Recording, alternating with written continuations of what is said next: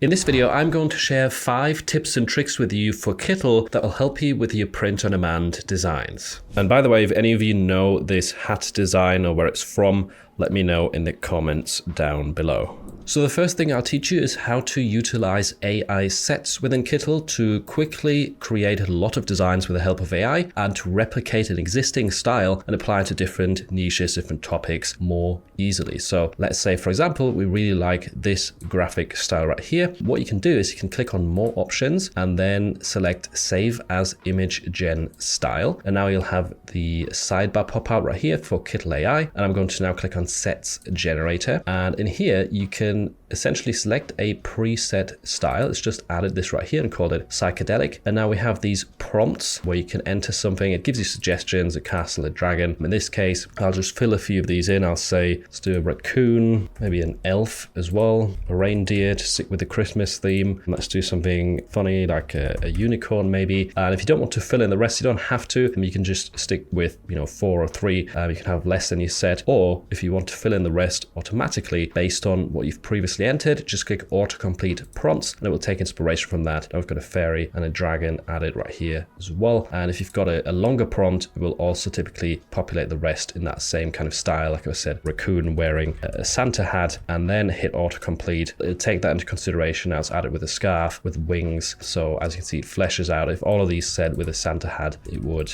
probably keep the style the same. Let's try that as well. Yeah, a snowman wearing a Santa hat, penguin, polar bear.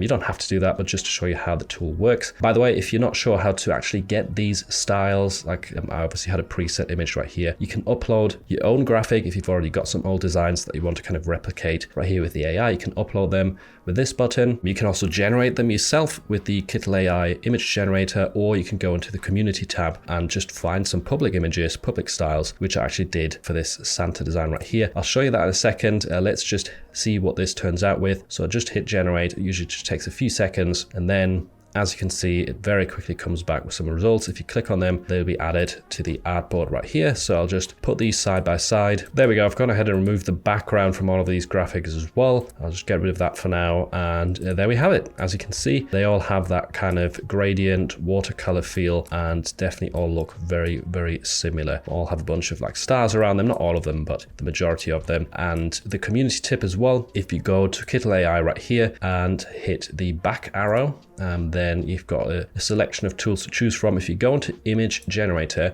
you can click on Kittl AI images right here, and then you've essentially got a lot of community results. These are all public. You can click on any of these right here. For example, if you really liked this style, then you just open it up, you click on more options, and again, save it as an image gen style, and then you get similar graphics to this just for whichever topics you enter. So definitely a really neat feature that'll make the whole prompting process and AI image generation process a lot easier.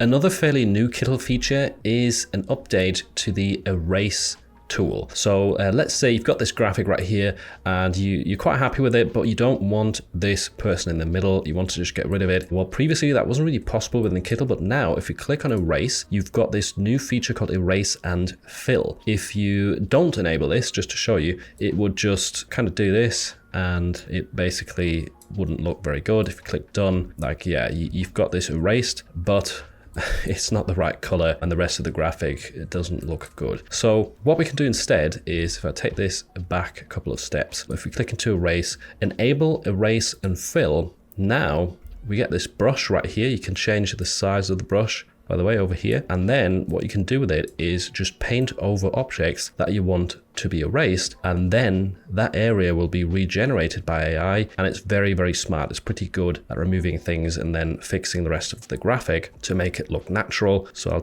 I'll highlight all of this right here, then let go. It will regenerate this for a second. It's almost perfect. I'll just draw over this last bit right here that didn't look great. There we go, and now it should fix that for us as well. And there we are. Now if we zoom out and click done, you can't even tell that there was a person beforehand. We've now just got the control, and yeah, we could now remove the background, turn this into a vector, and yeah, you wouldn't even know what the graphic looked like beforehand. Another way to use this feature, or another way you might want to utilize this feature, is to edit parts of the graphic that you want to replace or manipulate. So let's say you don't really like the way this face looks right here, you're happy with the rest of the graphic, but you want to edit the face. Well, what we can do is Again, go into the eraser mode, enable erase and fill, and then just draw over the eyes right here, the mouth. Let's erase all of this. There we go. Let's just turn this into plain colors. We can hit done. And now if you go into elements and type in face up here, then you will actually get a bunch of options for different faces that you might want to add to this. Now this is a very specific example, but in some cases there might be certain elements of your graphic that you want to replace, and maybe you find a better result right here within the elements. Let's try out this one right here, size this down a bit, and then I'll just need to change the color of it to match the actual graphic. Okay, there we go. It's definitely got a different facial expression. Whether it looks better than the original, I'm not sure, but it's just an example to show you that you can now easily kind of adjust certain elements of the design by erasing what was there before. The third feature that I really wanted to talk about and show you is the Kittl Copilot. This is a really handy tool to essentially, once again, speed up your workflow and make a lot of things easier, because if you want to make some changes to this design, it can be a little tedious clicking on individual elements, finding the right settings right here in the right hand sidebar, or on the left you've got lots and lots of tabs. Like the elements tab alone has so many categories and things to filter through. It can be a bit overwhelming. The idea with the Copilot is that you have AI to help you out and make things look smoother all in one place. And there's a few different ways to access Copilot, one of which we can see right here at the top. So if you click on one element, you will have this bar with shortcuts, and Kittl Copilot should always be there in the first place, unless you've got a group like this, so that these are two elements grouped together. In that case, you would have to double click and then it will just select one element. You can also just right click anywhere on your artboard or canvas right here and then select Launch Copilot, or hit Control or Command K, and there we go.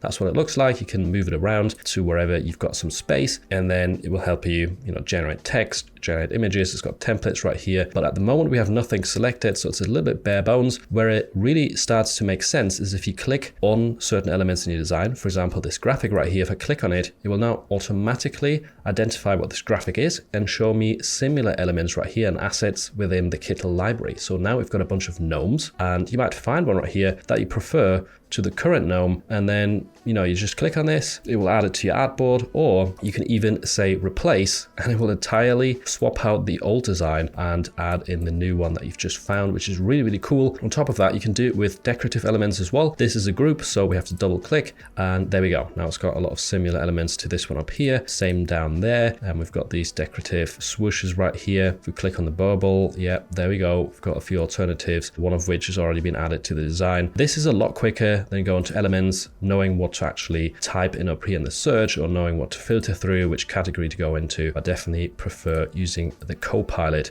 for this kind of thing. Additionally, what you can do is you can click on the artboard, and then you could do change color palette, for example, and it will suggest a lot of color palettes for you, or you can search for one if we wanted a green color scheme. There we go. Now we've got a lot of green options that pop up. We'll just quickly filter through these, and you will find some nice, interesting new color combinations. That's definitely really handy. And we can also regenerate the text if we wanted to. So we'll click back on the artboard right here. I'll open Kittl Copilot again, and let's say change text right here, and let's describe what we want. So at the moment it says Merry Christmas, spreading magic with my magical gnome. A little bit cute, inspirational, but what if we wanted something funny? So come up with a funny phrase or pun related to Christmas and gnomes, and tone of voice. You've got that down here as well. You can filter through or go to the right here. I'm just going to select fun, and then we'll do bulk replace text. It should now consider all of these layers right here. So now gnome for the holidays, tinsel, mischief, hanging out with my elfish friend. That's pretty cool. It's definitely funnier than it was before. Whether all of it makes sense, not certain, but I do like the gnome for the holidays. That's a good start. And it's also done quite a good job of making sure this still matches the design, the layout. Like this right here was resized beforehand. If we go back a few steps, the text was a lot bigger right here at the top. So as you can see, it's changed not just the words, but also the font size to kind of make sure it still works. The only thing that didn't work fully is down here with these decorative elements. So that's the only thing I would have to slightly resize myself manually. And you can obviously, regenerate it right here. Click that again. It also gives you options. I've only selected one layer of text right here, so then I can swap that with elfing around. If you wanted to do the entire design again, you would have to click on the artboard and hit bulk replace. There we go. Or adjust your prompt, of course. So there we go. That is pretty cool to quickly find some new ideas for your phrases in your design without having to go to an external tool or click out of this into the Kittl quote generator and then copy and paste all these different lines. So yeah, definitely a neat feature as well. There is a bunch of other ways to use the Kittl Copilot, and those are some of the ones that I like the most, and I think will definitely help you speed up your workflow a bit. If you found some other cool uses of Kittl Copilot, feel free to leave those in the comments down below. For tip number 4, I'm going to show you how to round the corners on geometric shapes right here. Now you can hover into the corner and then it says radius 0, and if you click and drag there, as you can see, it changes your shape. Now this might not seem very significant or useful for POD designs, but it definitely shows that Kittl is moving into the right direction of adding more and more vector editing capabilities into their tool. Those kind of features or capabilities that I've been missing because I'm an avid Illustrator user, they're coming, right? They're adding them one after another. And the cool thing about this is this is a vector shape, right? You can change the color to anything, and you can even be more individual with each corner. For example, if I wanted this one right here to be sharp, I can now hold down Alt on my keyboard and then click and drag. It will just change that corner. And then down here, I could do the same and drag that all the way up. And now we've got a completely different shape right here to what we had before. By the way, you can also click into this right here, corner radius settings, and now you can affect each corner by just typing in a number like so. You can match them, kind of like a different option of editing the corner radius. Same goes for stars. If you don't like these really sharp stars, by the way, I found all of these shapes right here in the Elements tab. There's a category called Basic Shapes, and if I click on Show All, you see a bunch of them. But if you don't like this sharp star, you can again, turn down corners. You can go back in here and hold down Alt and make these parts of it sharp. Just have the kind of edges right here of the star rounded off. You can have it like this. That kind of looks like Patrick's star now. There we go. And this is definitely pretty cool. I wish they also had the anchor points right here to kind of have a more custom way to adjust the curves and the paths, but I'm sure they're probably working on that and it will come in the future. If you use Illustrator, you probably know what I mean. And this heart is another example of showing you kind of the limitations of this for now. We do have this one radius point at the bottom, but up here, there's nothing in this point because these are kind of custom curves. You need to have straight curves initially. If we reset this, you need to have straight curves initially on your shape to have these radius options right here, or to be able to change the radius. It doesn't work with every single shape, unfortunately, but I'm sure that's probably coming. So yeah, there you go. A quick way to customize geometric shapes if they have straight lines. And yeah, I hope this helps you customize your designs further if you've been working with more simplistic geometric shapes. Now, tip number 5 is a little bit shorter, but it definitely helps make your life easier and save time. I'm really happy I found out about this. If you've ever browsed the templates right here or used a preset template from Kittl, then you know if these open up in your project right here, they might not be the right dimensions, or many times they're not the right dimensions for what you're trying to design. So in this case, this is about 200 by 200 pixels. And if I'm designing a t-shirt, that doesn't really work. So what I've been doing previously is typing in, say, 4,500 up here for the width, and then it kind of expands this. The design is still tiny, and now I have to kind of zoom out and mess around, click back on the artboard and change the height to 5,400, and now I've got a very difficult time selecting this right here, and then I've got to drag this out. It's just a tedious process that takes forever, and I've got to probably group this. Yeah, I'll have to group this and try and align it right here. So this is all a bit tedious, and there's a way easier way to do it.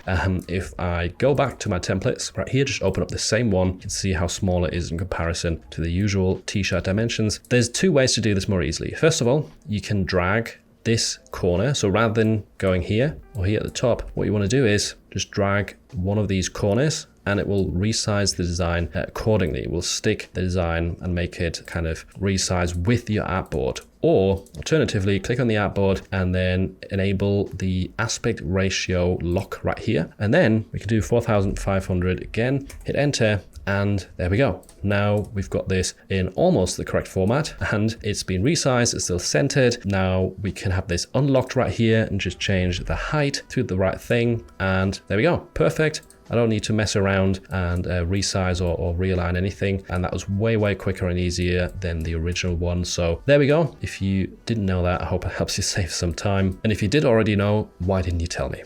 Why did you keep it a secret? secret! Before you click off this video, I've got 2 more bonus tips that you don't want to miss. The first one is in relation to this very large project file I've got right here. This is from a video I did earlier this year. If you remember this, or if you watched this video, thanks for being a loyal viewer, because this is quite a while back. And if you don't know what it's about, essentially I compared all of the different AI image styles that the Kittl AI generator has built in. If we click on this and select the image generator, you'll see right here we've got, for example, a ton of clip art styles. These are really handy for t-shirt designs. We've also got vector styles down here. These generate vectors straight out of the gate based on your prompt. And rather than you having to test all of these styles yourself to figure out which one is the best, I compared them all in one video, and I went through a bunch of prompts and kind of went over which are the best ones to use in your t-shirts to save you credits, to save you time and hassle. So if you haven't seen that video, go check it out for sure. But the tip, or the bonus tip that I've got right here, is related to the fact that if we click on anything and we want to enter the layers panel down here, we've now got a really hard time actually, filtering through this and moving things around if we needed to, because there's just so many elements in this layers panel, and this box down here is pretty tiny. Well, what you can do in that case is you can hover over the top edge of the layers panel, and then you'll see this arrow appear. You just click and drag, and you can change the size of it and make this way bigger, and there we go. Now we'll have a way easier time seeing what's going on. This is still way longer than the actual box, this list right here, but I know from experience, just having twice the size of your layer panel makes things a lot easier most of the time. So that's definitely pretty cool. You can drag this and adjust it however you like. And if you are someone who works with a lot of different artboards and graphics within one project file, this little tip can help you save a bit of a headache. And bonus tip number 2 is in relation to losing your artboard, which might sound kind of stupid, but that's actually happened to me a few times in the past, where I'll kind of be scrolling around, maybe zooming in and out right here too quickly, and then all of a sudden I'm kind of lost in this empty white space and I can't find where my original artboard was. And it kind of feels like being in that white room in the Matrix, but there's actually a shortcut that brings you back to your artboard instantly, and it's Shift 2. There we go. It's even zoomed in to the right dimensions, and wherever you are within your project file, just hit Shift 2 and it will take you back here. Super easy. I wish I'd known that sooner. That also kind of gives you the hint that sometimes if you're smarter than me, I would recommend clicking on the shortcuts button right here in the bottom left corner, just studying this for 10 minutes, because it says right here, Shift +2 fit view to artboard. So just reading through this a couple of times and actually understanding what it means will probably save you some hassle in the future. I should have done that way sooner, but there we go. I hope these tips help you out. If you know any other cool little hints or quicker ways to kind of improve your workflow or make it easier to create t-shirt designs, then feel free to leave them in the comments down below. If you're looking for some of the best fonts for t-shirt designs within Kittl and some font pairing tips as well, make sure to check out this tutorial next.